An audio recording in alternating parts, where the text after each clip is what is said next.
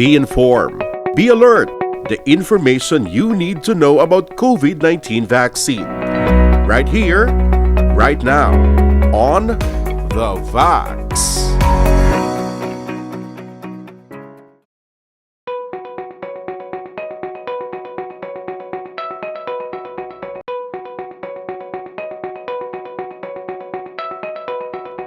So ang mga studies ka balaan mo sa children daw medyo wala pa gid siya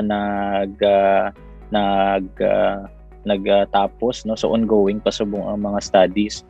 Sa US ang Pfizer na study na nila sa children 12 years old and above no, so pwede na sa Pfizer ang makabaton ang mga 12 years old and above. Pero diri sa Philippines other than Pfizer wala pa gid sang iban nga studies no, so ginalimit lang gyapon naton ang makabaton sang COVID-19 vaccine sa 18 years old and above no, pero soon ara na siya ang mga studies no.